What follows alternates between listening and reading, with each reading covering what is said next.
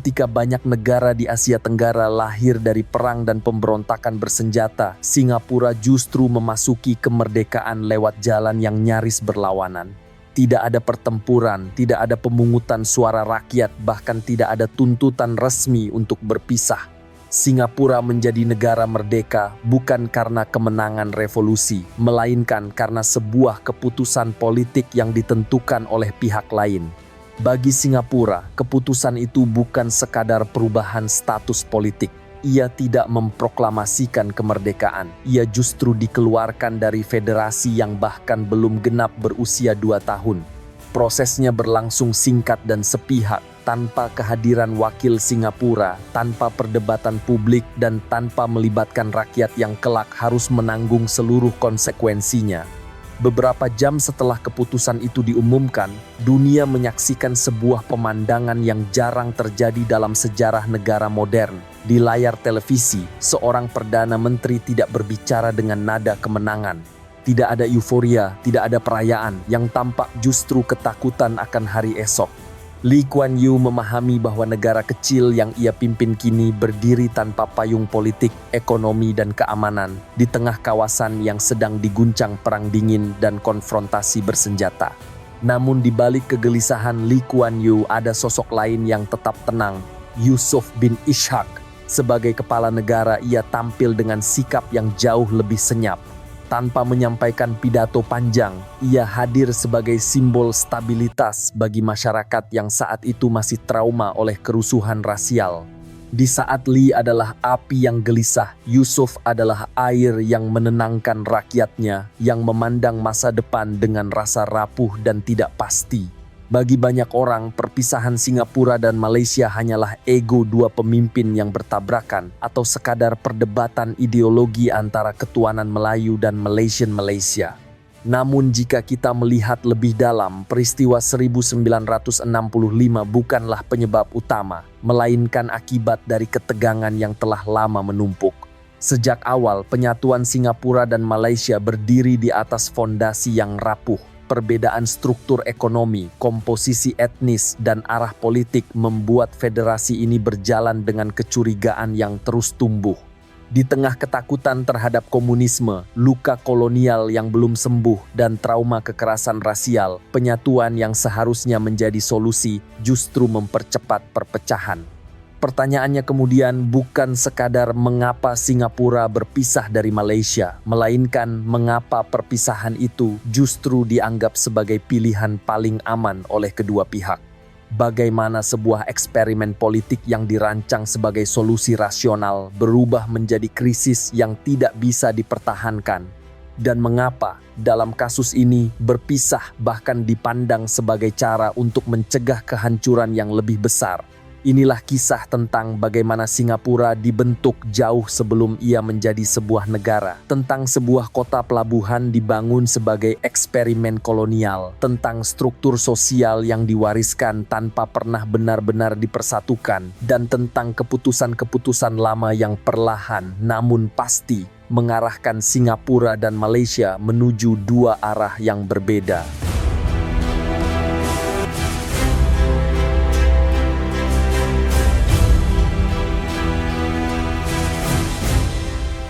Pada tahun 1819, Thomas Stamford Raffles mendarat di sebuah pulau kecil di ujung Selat Malaka. Yang ia temukan bukanlah sebuah kota, melainkan sebuah pemukiman nelayan sederhana, rawa-rawa, dan jalur dagang lokal yang nyaris tidak diperhitungkan oleh kekuatan besar manapun. Namun di mata Raffles, pulau ini memiliki satu keunggulan yang sangat berharga, posisinya yang sangat strategis.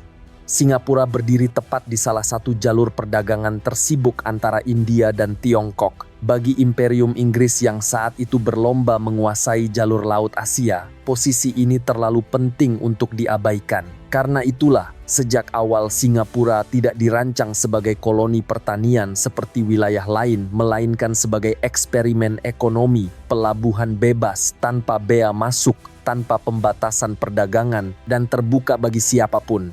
Keputusan ini segera mengubah wajah Singapura. Dalam waktu singkat, kapal-kapal dari Tiongkok, India, Timur Tengah, hingga Eropa mulai berdatangan.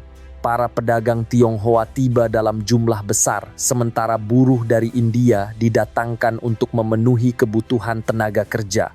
Singapura tumbuh bukan karena sumber daya alamnya, tetapi karena perannya sebagai simpul perdagangan global. Namun pertumbuhan yang cepat ini membawa konsekuensi sosial yang besar. Pemerintah kolonial Inggris tidak pernah menjadikan integrasi sosial sebagai prioritas. Mereka mengelola Singapura dengan prinsip pragmatis. Kelompok yang dianggap menunjang ekonomi diberi ruang, sementara yang lain dibiarkan berada di pinggiran. Tidak ada upaya serius untuk menyatukan kelompok-kelompok etnis yang hidup berdampingan di pulau ini. Dalam praktiknya, struktur sosial Singapura mulai terbentuk secara tidak seimbang. Etnis Tionghoa mendominasi sektor perdagangan dan ekonomi kota. Komunitas India sebagian besar ditempatkan di sektor buruh dan keamanan. Sementara orang Melayu sebagai penduduk asli kawasan perlahan tersisih dari pusat ekonomi meski secara simbolik tetap diakui sebagai penduduk pribumi.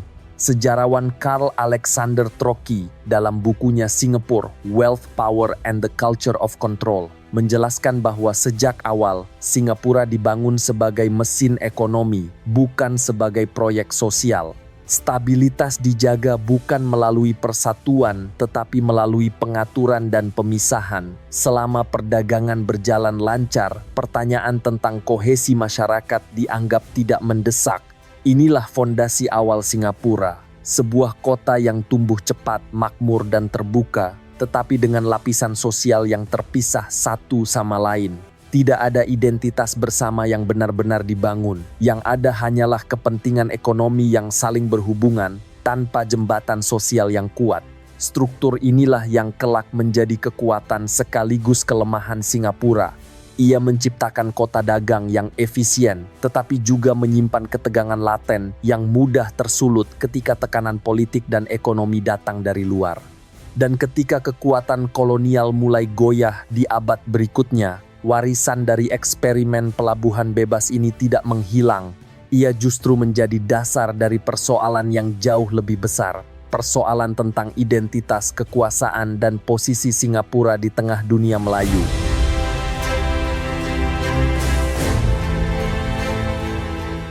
Ketika Singapura resmi menjadi koloni mahkota Inggris pada tahun 1867, kota ini memasuki fase baru yang tampak stabil di permukaan, tetapi rapuh dari dalam.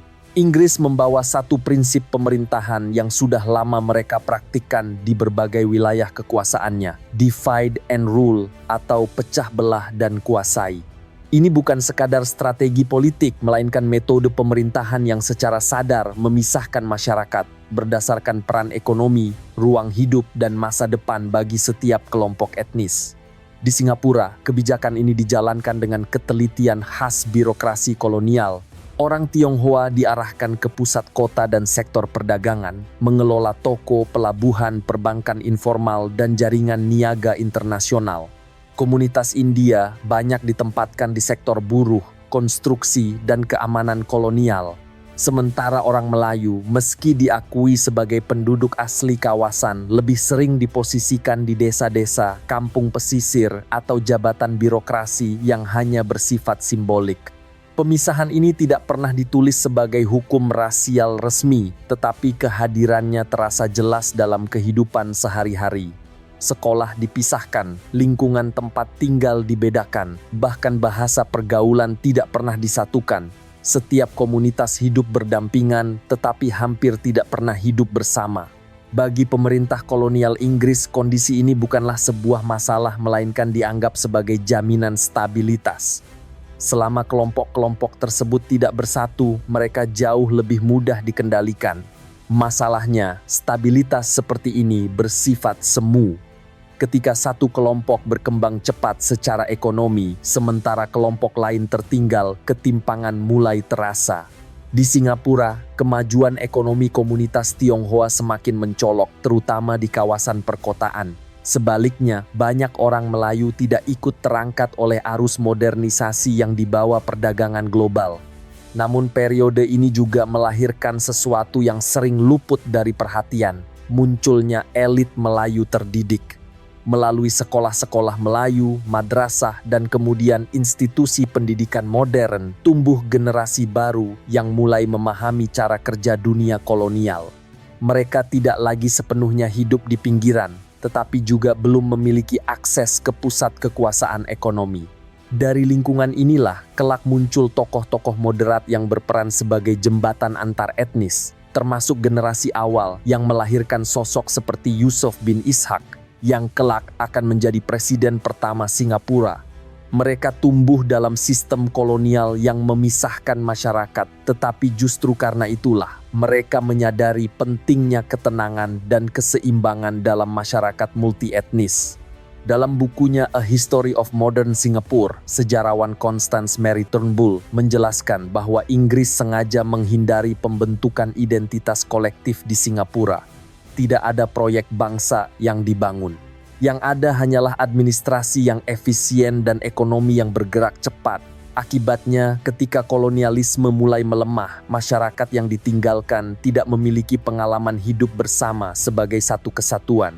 Di bawah permukaan kota pelabuhan yang tampak tenang, benih-benih kecurigaan mulai tumbuh, kecemburuan ekonomi berkembang tanpa pernah benar-benar diselesaikan. Setiap komunitas membawa ingatannya sendiri, ketakutannya sendiri, dan kepentingannya sendiri. Tidak ada ruang bersama yang cukup kuat untuk menyatukan semuanya. Selama kekuasaan Inggris masih kokoh, ketegangan ini dapat ditekan.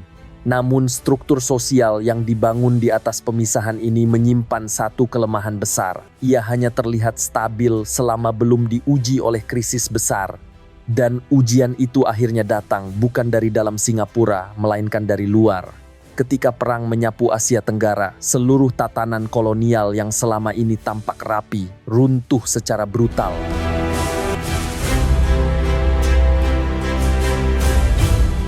Pada Februari tahun 1942, sesuatu yang dianggap mustahil akhirnya terjadi. Pertahanan Inggris di Asia Tenggara yang selama puluhan tahun dianggap tak tergoyahkan, hancur hanya dalam hitungan minggu.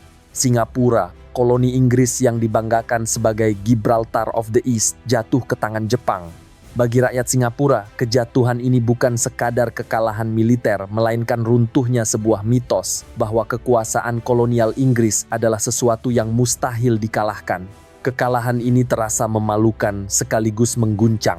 Selama puluhan tahun, Inggris memerintah dengan aura superioritas dan jarak kekuasaan, seolah tak tersentuh ancaman. Namun kenyataannya, mereka gagal mempertahankan wilayah yang mereka klaim sebagai pusat kendali Asia. Dalam waktu singkat, struktur kolonial yang selama ini tampak kokoh ambruk digantikan oleh kekuasaan militer Jepang yang keras dan tanpa kompromi. Namun bagi masyarakat Singapura, pendudukan Jepang meninggalkan pengalaman yang berbeda-beda bagi setiap warga. Pemerintah militer Jepang menerapkan kebijakan yang membagi masyarakat berdasarkan garis etnis. Etnis Tionghoa dipandang sebagai musuh utama karena keterkaitan mereka dengan Tiongkok yang sedang berperang melawan Jepang. Sebaliknya, orang Melayu diposisikan sebagai bagian dari dunia Asia, dipandang lebih dekat secara rasial dan kultural meskipun tetap hidup di bawah pengawasan ketat militer. Kebijakan diskriminatif ini mencapai puncaknya dalam peristiwa paling kelam dalam sejarah Singapura modern, pembantaian Sok Ching. Ribuan, bahkan puluhan ribu etnis Tionghoa ditangkap, diinterogasi, dan dieksekusi secara sistematis. Banyak di antaranya tidak pernah kembali. Jasad mereka dibuang ke pantai, hutan, dan kuburan massal yang sunyi. Trauma ini tidak hanya meninggalkan luka mendalam, tetapi juga ingatan kolektif yang akan memengaruhi hubungan antar etnis jauh setelah perang berakhir. Sementara itu, kehidupan sehari-hari di bawah pendudukan Jepang diwarnai kelangkaan pangan, kekerasan, dan ketakutan. Ekonomi runtuh, mata uang Jepang kehilangan nilainya, dan masyarakat dipaksa beradaptasi dalam kondisi yang serba tidak pasti. Namun justru di tengah tekanan inilah, cara pandang terhadap kekuasaan mulai berubah secara perlahan. Pendudukan Jepang membuka mata banyak orang bahwa kekuasaan kolonial bukan sesuatu yang abadi. Jika Inggris bisa dikalahkan, maka struktur lama bisa digantikan. Dari pengalaman pahit ini lahir generasi baru yang mulai berpikir tentang masa depan pasca kolonial. Bukan hanya tentang kemerdekaan, tetapi juga tentang bagaimana masyarakat yang terpecah bisa dikelola tanpa kekerasan. Di kalangan masyarakat Melayu Singapura, pengalaman ini turut membentuk tokoh-tokoh moderat yang kelak memainkan peran penting dalam menjaga keseimbangan sosial. Salah satunya adalah Yusof bin Ishak yang menyaksikan langsung bagaimana kekuasaan dapat runtuh dan bagaimana perbedaan etnis bisa dimanipulasi menjadi alat kekerasan. Pengalaman masa perang inilah yang kelak membentuk pandangannya tentang pentingnya ketenangan, simbol persatuan, dan kepemimpinan yang tidak provokatif.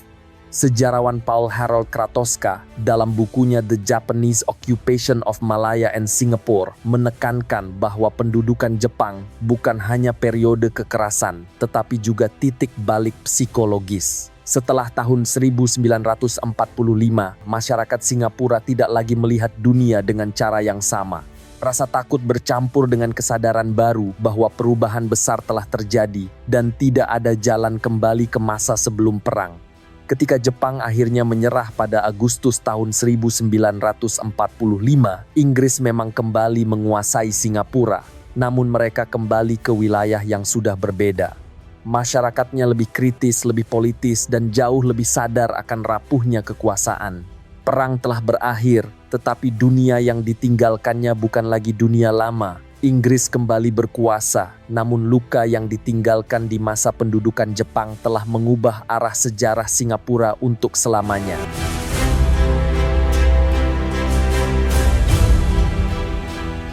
Ketika Jepang menyerah pada Agustus tahun 1945, Inggris kembali ke Asia Tenggara dengan satu persoalan besar. Bagaimana mempertahankan kendali atas wilayah yang masyarakatnya sudah berubah secara politik dan psikologis. Maka London merespons persoalan itu dengan menyusun sebuah rancangan besar, penyatuan kembali wilayah-wilayah Melayu di bawah satu struktur baru yang disebut Malayan Union. Di atas kertas, Malayan Union dirancang untuk menyederhanakan administrasi dan mempercepat pemulihan pasca perang. Kewarganegaraan dibuat lebih longgar, kekuasaan sultan-sultan Melayu dipersempit dan otoritas kolonial diperkuat. Namun justru disinilah masalahnya muncul. Bagi elit Melayu, Malayan Union bukan sekadar reformasi administratif, melainkan ancaman langsung terhadap posisi politik dan identitas mereka sebagai penduduk mayoritas. Penolakan terhadap Malayan Union muncul dengan cepat dan meluas. Demonstrasi digelar di berbagai tempat dan elit Melayu yang sebelumnya terpecah kini bersatu dalam satu sikap. Penolakan ini bukan hanya didorong oleh semangat nasionalisme, tetapi oleh ketakutan yang sangat nyata bahwa struktur demografis dan ekonomi pasca perang akan membuat mereka tersingkir di tanah sendiri. Inggris pun membaca situasi ini dengan cermat. Malayan Union dianggap gagal bahkan sebelum sistem itu benar-benar berjalan. Di tengah penolakan yang terus meluas, Inggris memilih jalan tengah, membubarkan Malayan Union dan menggantinya dengan Federasi Malaya pada tahun 1948. Dalam struktur baru ini, peran sultan dikembalikan, aturan kewarganegaraan diperketat, dan dominasi politik Melayu ditegaskan secara resmi. Namun di balik perubahan itu ada satu keputusan krusial yang sering luput dari perhatian. Singapura sengaja tidak dimasukkan ke dalam Federasi Malaya. Bagi Inggris, pemisahan Singapura adalah keputusan yang pragmatis sekaligus politis. Dengan penduduk yang mayoritas Tionghoa, Singapura dianggap terlalu berisiko untuk digabungkan ke dalam Federasi Malaya. Kekhawatirannya jelas. Keseimbangan politik federasi bisa terguncang dan dominasi Melayu bisa terancam. Karena itu, Singapura diperlakukan sebagai entitas terpisah, bukan hanya secara administratif, tetapi juga secara politik dan arah masa depan. Keputusan ini memperdalam perbedaan arah politik antara Singapura dan Tanah Melayu. Di Malaya, struktur politik dirancang untuk menenangkan mayoritas. Sementara di Singapura, masyarakat multietnis dibiarkan berkembang tanpa kerangka politik yang jelas mengenai bagaimana perbedaan etnis dan kepentingan akan dikelola dalam jangka panjang. Di tengah situasi inilah, elit Melayu Singapura berada pada posisi yang rumit. Mereka menjadi minoritas di wilayah yang secara ekonomi dan demografis didominasi komunitas Tionghoa, tetapi juga tidak sepenuhnya dilindungi oleh kebijakan Inggris. Tokoh-tokoh moderat Singapura mulai menempuh jalur yang berbeda, bukan konfrontasi, melainkan membangun pengaruh melalui pendidikan, media, dan peran simbolik dalam masyarakat. Sejarawan Constance Mary Turnbull dalam A History of Modern Singapore mencatat bahwa pemisahan Singapura dari Federasi Malaya pada tahap ini bukan solusi jangka panjang, melainkan penundaan masalah. Inggris berhasil meredam ketegangan di Malaya, tetapi secara bersamaan meninggalkan Singapura dengan persoalan yang lebih kompleks. Bagaimana mengelola masyarakat multi-etnis tanpa payung politik yang stabil. Ironisnya, pemisahan yang dimaksudkan untuk menjaga stabilitas ini justru menciptakan ruang bagi ketegangan baru. Tanpa arah politik yang jelas, Singapura menjadi lahan subur bagi berbagai ideologi yang bersaing, termasuk gagasan-gagasan radikal yang mulai tumbuh di tengah ketidakpastian ekonomi dan sosial pasca perang. Apa yang dimaksudkan sebagai solusi sementara perlahan berubah menjadi awal dari masalah yang jauh lebih besar. Dan dari sinilah Singapura memasuki fase baru, fase ketika politik tidak lagi sekadar soal administrasi kolonial, tetapi soal arah masa depan yang diperebutkan dengan semakin keras. Tahun 1948 menandai perubahan besar dalam lanskap politik Singapura. Inggris memang kembali berkuasa, tetapi kendali mereka tidak lagi sekuat sebelumnya. Di kota pelabuhan ini dipenuhi kegelisahan. Ekonomi belum pulih, harga kebutuhan melonjak, dan jurang sosial semakin terasa. Dalam kondisi inilah, benih-benih perlawanan mulai tumbuh, terutama di kalangan buruh. Organisasi buruh berkembang dengan cepat. Pelabuhan, galangan kapal, transportasi umum, hingga pabrik-pabrik kecil berubah menjadi arena politik. Di tengah suasana perang dingin yang mulai membelah dunia, banyak dari gerakan ini terinspirasi oleh gagasan kiri, anti-imperialisme, tuntutan keadilan sosial, dan perlawanan terhadap kekuasaan kolonial. Bagi sebagian buruh, komunisme bukan sekadar ideologi global, melainkan cara untuk menyuarakan pengalaman hidup mereka yang penuh tekanan dan ketidakadilan. Inggris membaca perkembangan ini dengan kecemasan. Singapura, dengan populasi Tionghoa yang besar dan gerakan buruh yang semakin militan, mulai dilabeli sebagai sarang kiri di Asia Tenggara.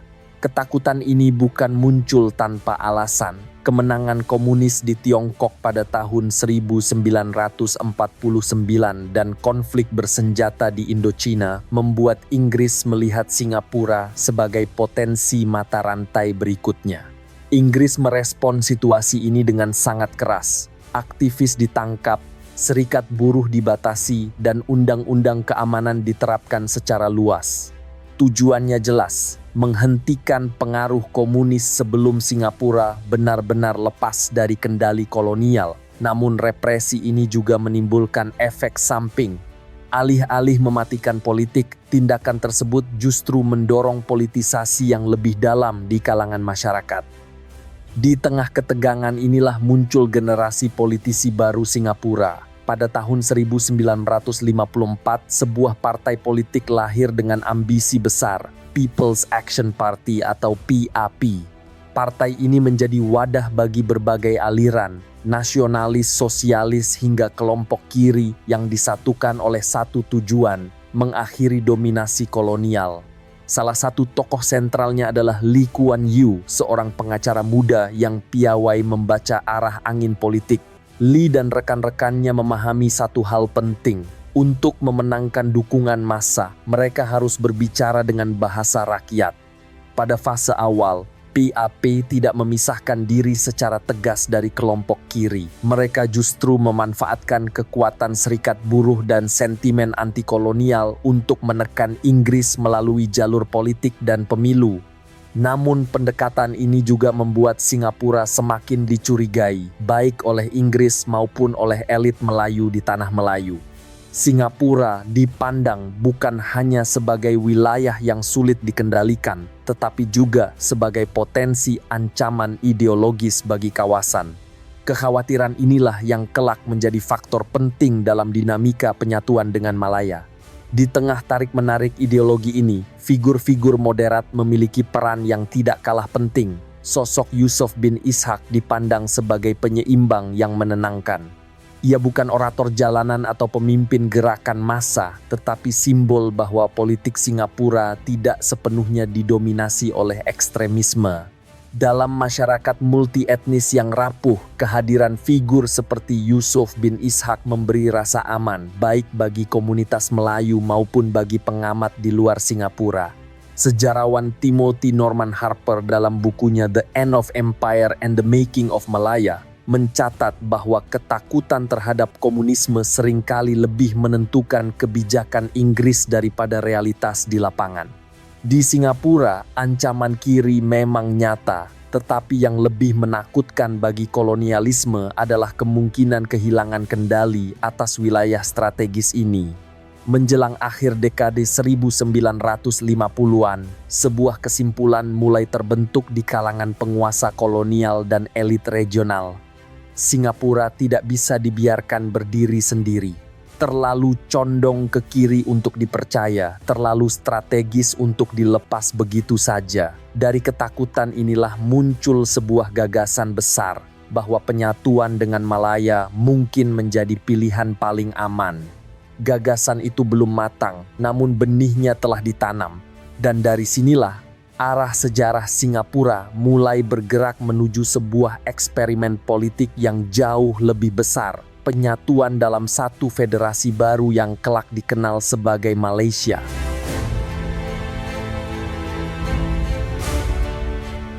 Memasuki akhir tahun 1950-an, Singapura berada di persimpangan sejarah. Secara politik, wilayah ini bergerak menuju pemerintahan sendiri. Namun secara strategis, fondasinya sangat rapuh. Singapura tidak memiliki sumber air yang mandiri, tidak punya wilayah pedalaman untuk menopang pangan dan industri, dan nyaris tidak memiliki kemampuan militer untuk melindungi wilayah dan rakyatnya sendiri. Sebagai negara kota yang bergantung sepenuhnya pada perdagangan, kelangsungan hidup Singapura ditentukan oleh stabilitas kawasan, sesuatu yang berada di luar kendalinya. Di titik inilah Lee Kuan Yew mulai mendorong gagasan penyatuan dengan Malaya. Bagi Lee, federasi bukanlah proyek idealisme politik, melainkan persoalan bertahan hidup. Bergabung dengan Malaya berarti memastikan pasokan air bersih, pasar yang lebih luas, dan yang terpenting, perlindungan keamanan di tengah perang dingin yang semakin panas. Dalam pandangannya, Singapura terlalu kecil untuk berdiri sendiri dan terlalu strategis untuk dibiarkan tanpa perlindungan.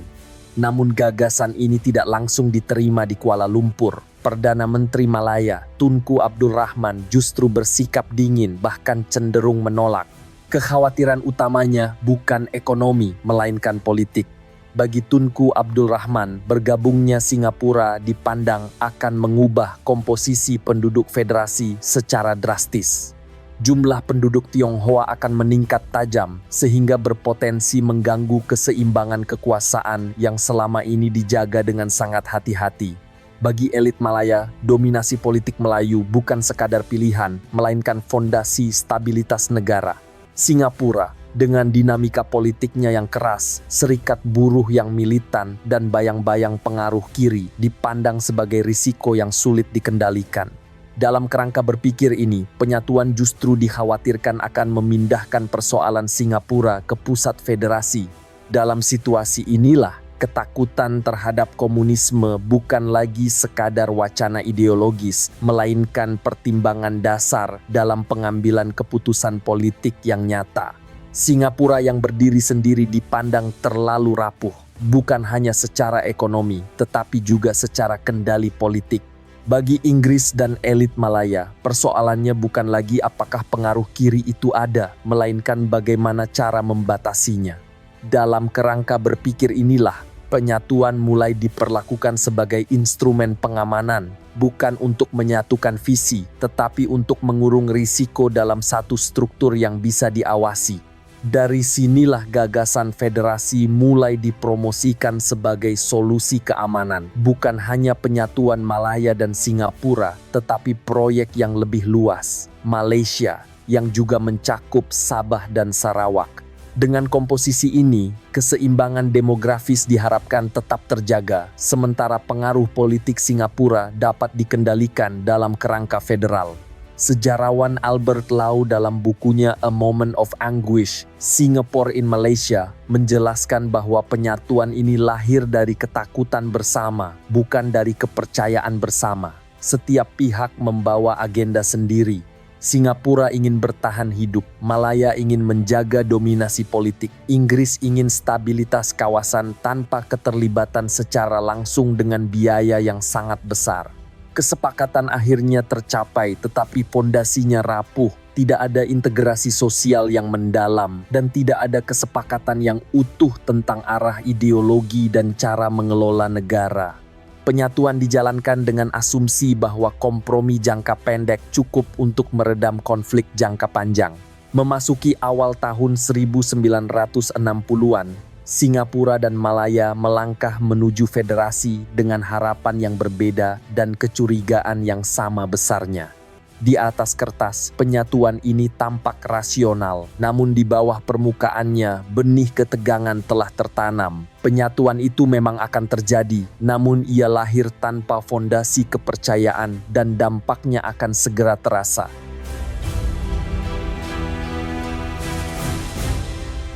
Pada 16 September tahun 1963, Federasi Malaysia resmi diproklamasikan. Malaya, Singapura, Sabah, dan Sarawak kini berada dalam satu kerangka negara baru.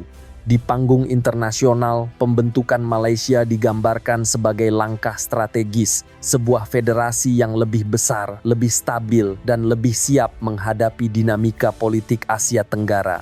Namun di balik narasi optimistis itu, fondasi penyatuan ini menyimpan persoalan mendasar. Tidak semua pihak benar-benar sepakat tentang bagaimana federasi ini seharusnya dijalankan. Di Singapura, lahirnya federasi ini tidak dirayakan dengan euforia. Pemerintahan Lee Kuan Yew memandang federasi Malaysia bukan sebagai kemenangan politik, melainkan sebagai kenyataan yang harus dihadapi. Karena itu, perhatian utama bukanlah perayaan, melainkan bagaimana memastikan Singapura tetap stabil di dalam struktur federal yang baru. Secara simbolik, Singapura menempatkan Yusof bin Ishak sebagai yang di-Pertuan Negara atau kepala negara simbolis di masa itu. Penunjukan ini bukan sekadar formalitas. Di negara kota dengan mayoritas penduduk Tionghoa, kehadiran kepala negara Melayu dimaksudkan sebagai jembatan, penegasan bahwa Singapura bukan milik satu kelompok etnis, dan bahwa identitas Melayu tetap memiliki tempat terhormat dalam kehidupan bernegara. Pada masa transisi yang rapuh, peran simbolik semacam inilah yang kerap menjadi penyangga awal stabilitas. Namun simbol tidak cukup kuat untuk menutupi persoalan struktural yang segera muncul. Sejak hari pertama federasi berjalan, ketimpangan ekonomi menjadi sumber gesekan paling nyata. Singapura adalah pusat perdagangan dan pelabuhan utama, dengan pendapatan jauh lebih besar dibanding wilayah lain dalam federasi. Di sisi lain, pemerintah pusat di Kuala Lumpur harus menanggung beban besar untuk membiayai pembangunan daerah-daerah yang masih tertinggal. Dari ketimpangan inilah persoalan pajak kontribusi muncul ke permukaan. Singapura diminta menyetor sebagian besar pendapatannya ke kas federal. Bagi Kuala Lumpur, tuntutan ini dianggap wajar dalam sebuah federasi. Namun bagi Singapura, tuntutan tersebut terasa berat, terutama karena manfaat langsung yang dijanjikan seperti pasar bersama tanpa hambatan tidak sepenuhnya terwujud. Perdebatan fiskal ini bukan sekadar soal angka, melainkan tentang keadilan dan posisi Singapura di dalam federasi. Seiring berjalannya waktu, perbedaan kepentingan ekonomi ini berubah menjadi rasa saling curiga. Di Kuala Lumpur, Singapura mulai dipandang bukan hanya sebagai kontributor besar, tetapi juga sebagai entitas yang terlalu mandiri dan terlalu kuat secara ekonomi. Muncul kekhawatiran bahwa jika dibiarkan bergerak bebas, Singapura akan mendominasi federasi dengan logika efisiensi dan meritokrasi yang berbeda dari pendekatan politik pusat. Kecurigaan ini jarang diungkapkan secara terbuka, tetapi tercermin jelas dalam sikap dan kebijakan. Setiap negosiasi ekonomi berlangsung dengan ketegangan. Setiap perbedaan pandangan ditafsirkan sebagai tanda pembangkangan. Federasi yang semula diharapkan menjadi payung bersama perlahan berubah menjadi arena tarik-menarik kepentingan. Sejarawan Albert Lau dalam bukunya A Moment of Anguish, Singapore in Malaysia, mencatat bahwa konflik awal antara Singapura dan pemerintah pusat tidak berangkat dari ideologi, melainkan dari persoalan ekonomi dan tata kelola federasi. Namun justru dari konflik inilah ketegangan berkembang lebih jauh karena ekonomi menyentuh soal kekuasaan dan identitas. Di tengah tekanan yang terus meningkat, peran Yusof bin Ishak tetap berada pada jalur penenangan. Ia bukan pengambil keputusan utama dalam urusan fiskal atau politik federal, namun kehadirannya membantu memastikan bahwa konflik dengan pemerintah pusat tidak langsung berubah menjadi gejolak internal di Singapura. Malaysia telah lahir, tetapi sejak awal, federasi ini dijalankan dengan rasa saling curiga yang tidak pernah benar-benar diselesaikan. Dan ketika persoalan ekonomi tak kunjung menemukan titik temu, konflik pun mulai bergeser dari perdebatan soal kontribusi dan kewenangan menuju pertarungan yang lebih dalam tentang ideologi dan masa depan negara.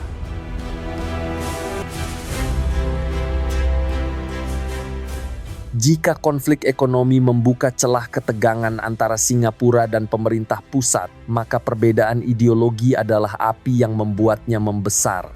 Sejak pembentukan Federasi Malaysia pada tahun 1963, Federasi Malaysia tidak hanya dihadapkan pada soal distribusi pendapatan dan kewenangan, tetapi juga pada pertanyaan yang jauh lebih mendasar. Negara ini akan dibangun untuk siapa dan dengan prinsip apa? Di Kuala Lumpur, jawaban atas pertanyaan itu dibentuk oleh kekuatan politik yang paling dominan sejak kemerdekaan Malaya, United Malays National Organization atau UMNO. Partai ini lahir dari perlawanan elit Melayu terhadap Malayan Union dan sejak awal memandang perlindungan posisi politik Melayu sebagai fondasi negara. Dari sinilah konsep ketuanan Melayu berkembang, bukan sekadar slogan politik melainkan kerangka berpikir yang dianggap penting untuk menjaga stabilitas dan mencegah dominasi kelompok lain. Bagi UMNO, pengalaman kolonial mengajarkan satu pelajaran penting: tanpa jaminan politik, orang Melayu berisiko tersingkir di tanah mereka sendiri. Karena itu, gagasan tentang kesetaraan penuh antar etnis tidak dipandang sebagai prinsip netral, melainkan sebagai potensi ancaman terhadap keseimbangan politik yang sudah disepakati. Dalam logika ini, negara harus berperan aktif melindungi mayoritas demi menjaga ketertiban jangka panjang. Pendekatan ini berbenturan langsung dengan gagasan yang berkembang di Singapura. People's Action Party yang dipimpin oleh Lee Kuan Yew mengusung konsep Malaysian Malaysia. Bagi PAP, negara tidak seharusnya dibangun di atas hierarki etnis, melainkan di atas prinsip kewarganegaraan yang setara. Pandangan ini bukan sekadar visi moral, tetapi cerminan realitas Singapura sebagai masyarakat multi-etnis yang tidak bisa diatur dengan logika mayoritas dan minoritas. Di kalangan pemerintah pusat, gagasan ini diterima dengan kecurigaan yang mendalam. Malaysian Malaysia dipandang sebagai tantangan langsung terhadap tatanan politik yang selama ini dijaga UMNO. Ini bukan sekadar perbedaan pandangan, melainkan benturan tentang siapa yang berhak menentukan arah negara. Jika prinsip kesetaraan diterapkan sepenuhnya, maka struktur kekuasaan yang ada berpotensi berubah secara drastis. Ketegangan ini dengan cepat keluar dari ruang diskusi elit dan menyebar ke ruang publik. Pidato politik semakin tajam, media partisan memperkeras narasi. Setiap pernyataan Lee Kuan Yew ditafsirkan Kuala Lumpur sebagai ancaman terhadap keseimbangan federal, sementara setiap penegasan ketuanan Melayu dibaca Singapura sebagai penolakan terhadap gagasan integrasi yang setara. Di tengah polarisasi yang semakin tajam inilah, elit Melayu Singapura berada dalam posisi yang sangat sulit. Mereka adalah minoritas di negara kota, tetapi juga bagian dari dunia Melayu yang lebih luas.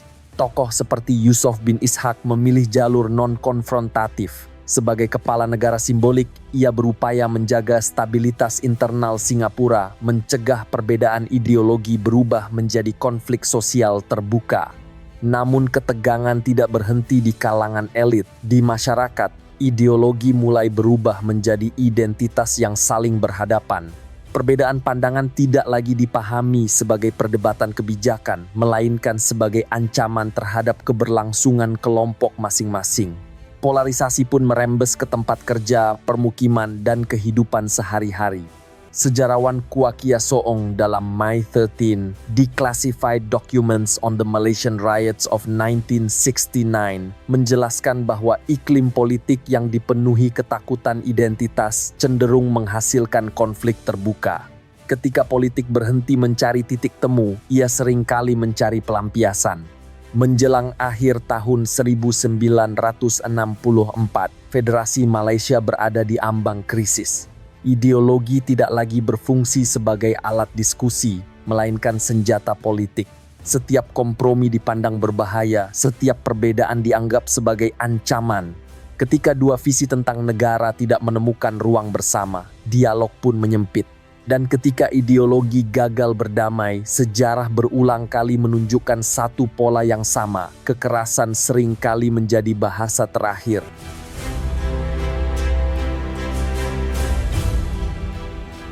Ketegangan yang selama berbulan-bulan menumpuk akhirnya pecah pada tahun 1964.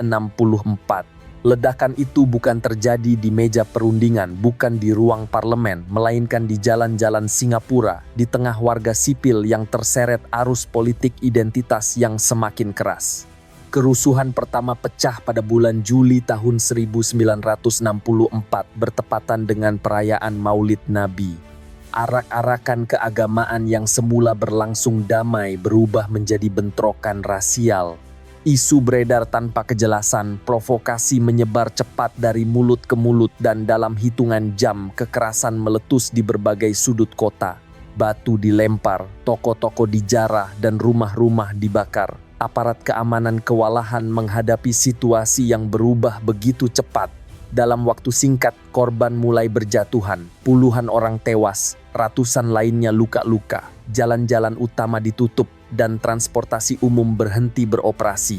Malam itu, pemerintah Singapura memberlakukan jam malam, sebuah langkah darurat yang menunjukkan betapa rapuhnya keamanan kota saat itu.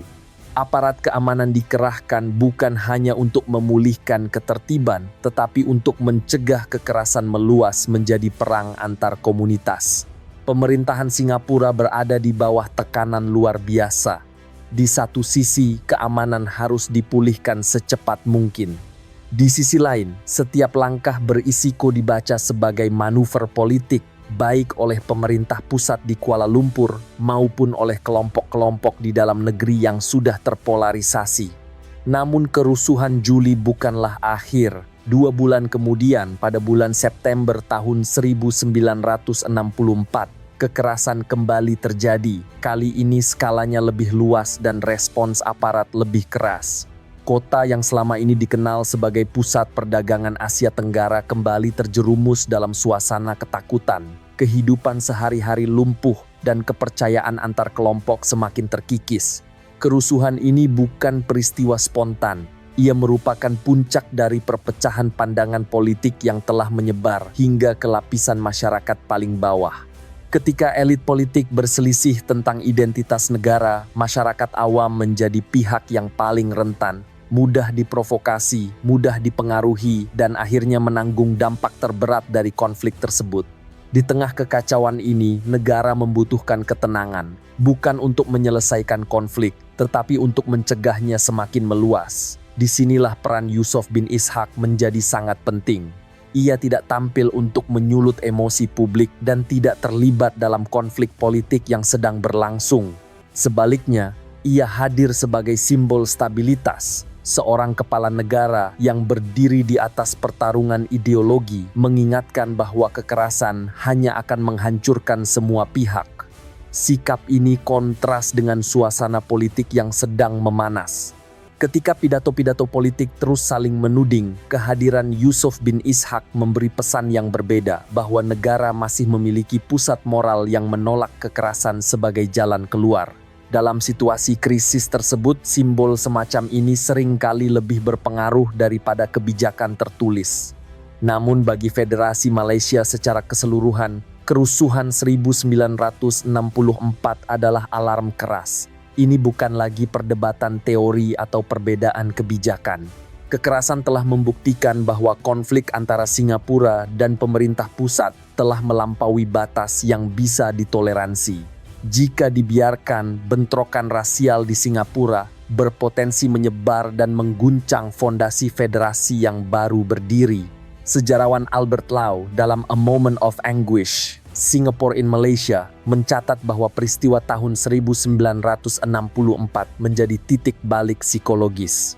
Bagi banyak pemimpin di Kuala Lumpur, Singapura tidak lagi dipandang sebagai mitra sulit tetapi sebagai risiko yang nyata.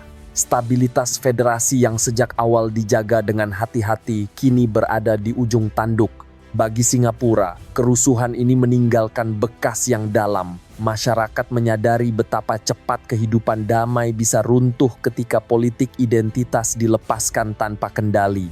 Trauma ini akan terus memengaruhi cara Singapura memandang keamanan, ketertiban, dan hubungan antar etnis di masa depan. Tahun 1964 menutup satu babak penting, babak ketika konflik ideologi akhirnya turun ke jalan dan menumpahkan darah. Setelah itu, hampir tidak ada lagi ilusi bahwa federasi bisa diperbaiki hanya dengan kompromi kecil. Di balik layar, para pengambil keputusan mulai mempertimbangkan langkah-langkah yang lebih ekstrem, dan dari sinilah sejarah bergerak menuju satu pilihan terakhir. Pilihan yang akan menentukan nasib Singapura dan Malaysia untuk selamanya.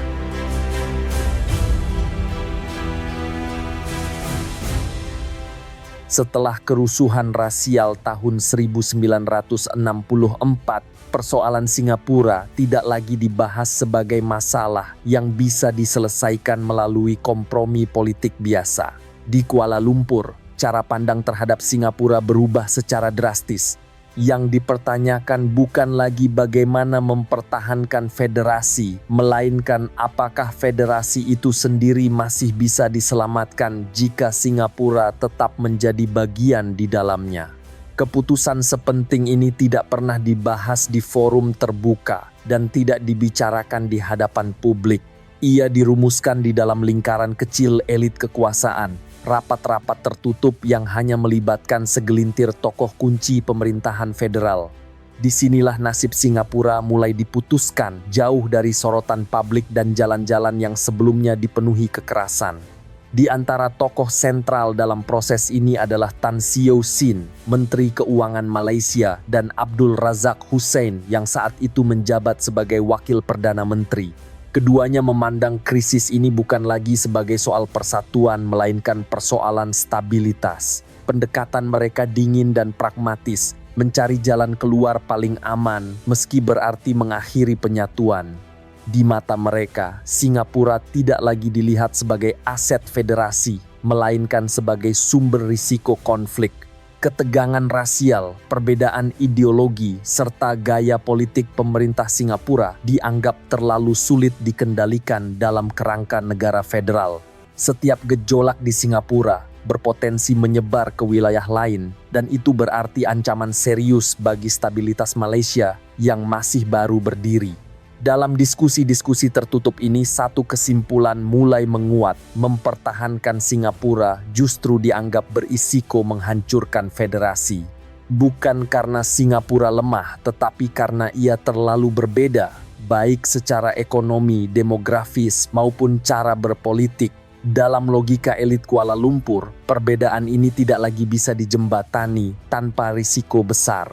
Yang paling mencolok dari proses ini bukan hanya bagaimana keputusan diambil, tetapi pihak Singapura justru tidak dilibatkan dalam proses tersebut. Elit Singapura tidak diajak berdiskusi secara serius mengenai opsi pemisahan. Bahkan tokoh-tokoh simbolik negara seperti Yusof bin Ishak, Lee Kuan Yew tidak diberi ruang untuk menyampaikan pandangan. Keputusan ini sepenuhnya dirancang sepihak dengan asumsi bahwa langkah cepat lebih penting daripada proses konsultatif. Pemerintah Singapura menyadari bahwa hubungan dengan Kuala Lumpur berada di titik terendah. Namun, gagasan bahwa Singapura akan dikeluarkan secara sepihak belum sepenuhnya mereka bayangkan. Yang mereka perkirakan hanyalah tekanan politik yang semakin keras, bukan pemutusan hubungan secara total. Sejarawan Albert Lau dalam bukunya A Moment of Anguish, Singapore in Malaysia menggambarkan periode ini sebagai fase keputusan tanpa ilusi. Para pengambil keputusan di Kuala Lumpur tidak lagi mencari solusi ideal. Yang mereka cari adalah cara tercepat untuk mencegah krisis meluas. Dalam kerangka berpikir itu, membuang Singapura dipandang sebagai pilihan yang paling kecil risikonya, meski dampaknya sangat besar. Keputusan ini bukanlah luapan emosi sesaat, melainkan hasil kalkulasi dingin. Tidak ada referendum, tidak ada perundingan panjang. Yang ada hanyalah kesepakatan elit Malaysia bahwa federasi harus diselamatkan, meskipun itu berarti mengorbankan salah satu bagiannya.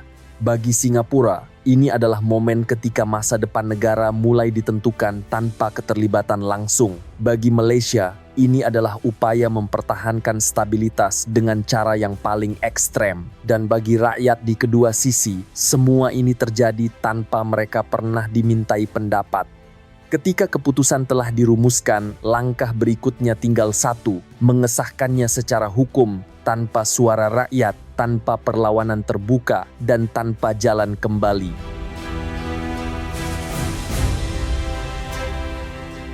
Pagi, 9 Agustus tahun 1965, masa depan Singapura ditentukan bukan di Singapura, melainkan di gedung Parlemen Malaysia. Tidak ada perundingan terakhir, tidak ada delegasi Singapura yang hadir untuk menyampaikan keberatan. Yang terjadi hari itu hanyalah sebuah prosedur hukum yang singkat dan formal sebagai penutup dari keputusan politik yang telah ditetapkan jauh sebelumnya.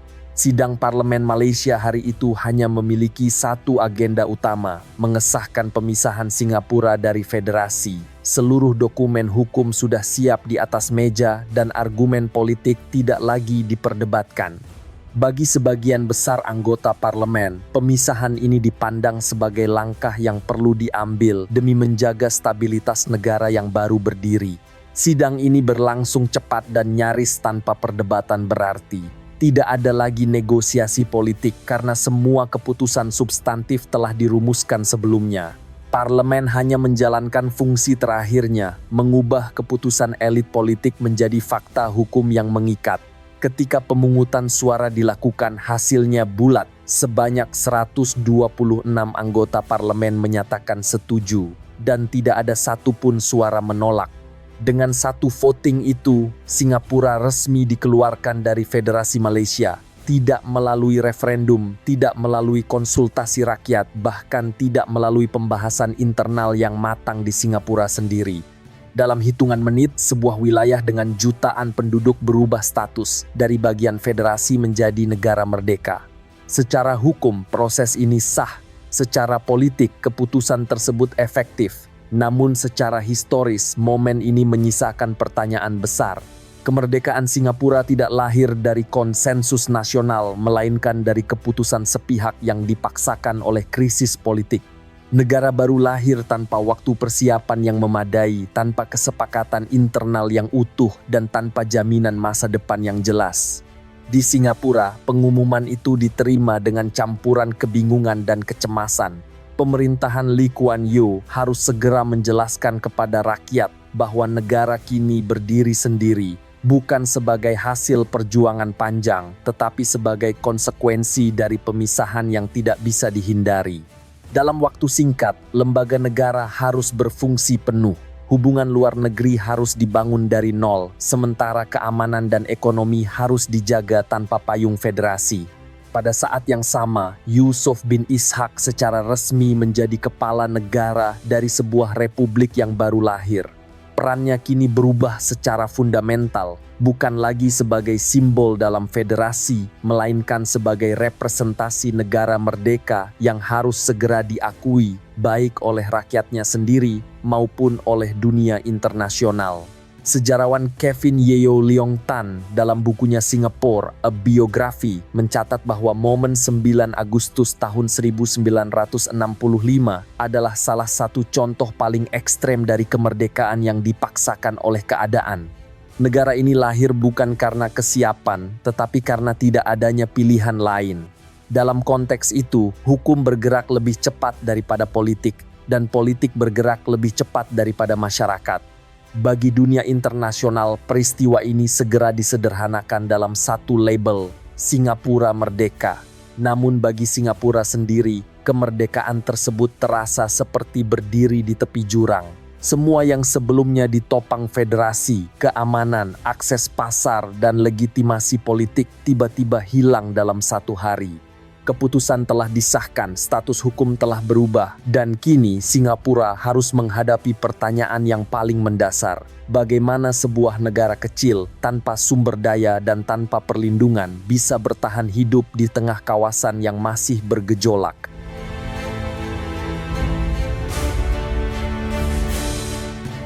Beberapa jam setelah keputusan pemisahan disahkan, Singapura memasuki salah satu momen paling menentukan dalam sejarahnya.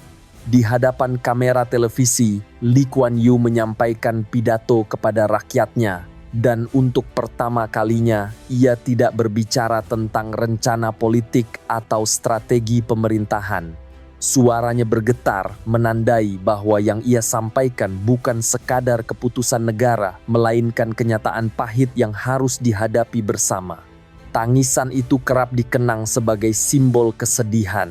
Namun jika dicermati lebih dalam, pidato tersebut justru mencerminkan ketakutan yang sangat mendalam. Lee tidak menangis karena Singapura merdeka. Ia menangis karena menyadari apa yang harus dihadapi negara kecil ini sejak hari itu.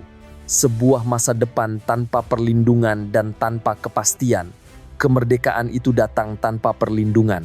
Singapura berdiri sendiri tanpa federasi untuk menopang ekonomi, tanpa pasar bersama, dan tanpa perlindungan militer yang memadai. Di balik kalimat-kalimat emosionalnya, Lee berulang kali menekankan satu kekhawatiran yang sangat konkret. Singapura bisa kelaparan. Negara ini sepenuhnya bergantung pada impor pangan, air bersih, dan energi. Tanpa hubungan federal, akses terhadap kebutuhan-kebutuhan vital itu menjadi sangat rapuh. Sebuah embargo resmi ataupun tidak resmi bisa melumpuhkan ekonomi dalam waktu singkat. Bagi Lee, kemerdekaan bukanlah akhir dari perjuangan, melainkan awal dari fase paling berbahaya dalam sejarah Singapura. Pada saat yang sama, Singapura membutuhkan stabilitas internal yang mutlak. Disinilah peran kepala negara menjadi sangat penting.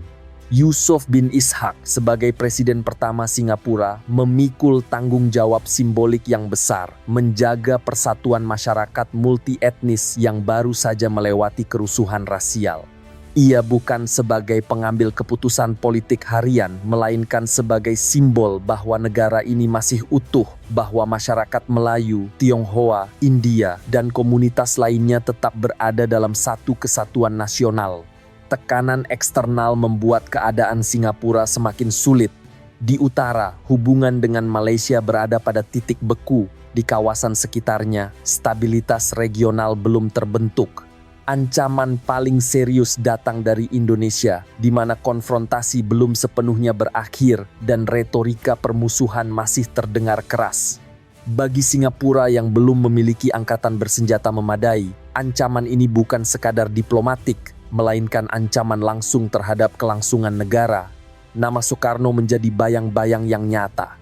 Seruan ganyang Malaysia memang ditujukan kepada federasi, tetapi kini Singapura berdiri sendiri, tanpa payung politik dan tanpa kekuatan militer yang siap menghadapi konflik terbuka. Ketakutan akan kemungkinan diserang, diisolasi, atau dijadikan pion dalam konflik regional menjadi bagian dari perhitungan sehari-hari para pemimpin Singapura.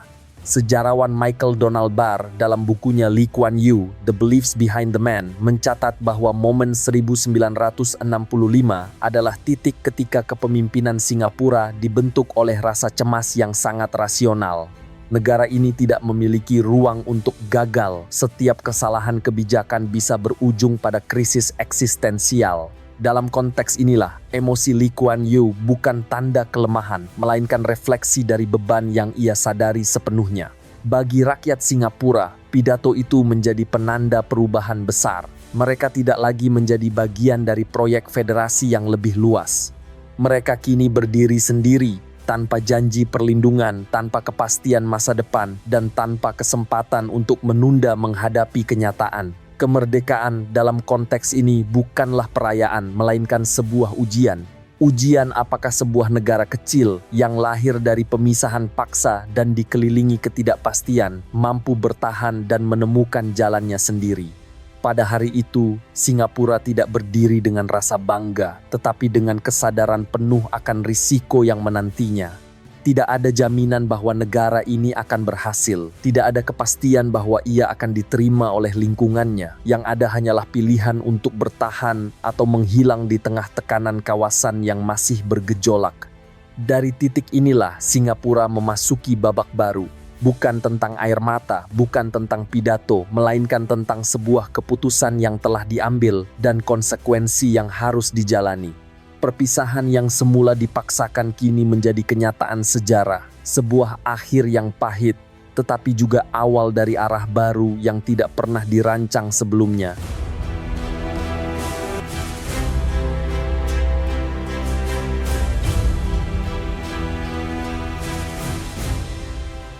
Setelah 9 Agustus tahun 1945, Singapura berdiri sebagai negara merdeka tanpa masa transisi yang panjang. Tidak ada ruang untuk euforia, apalagi nostalgia.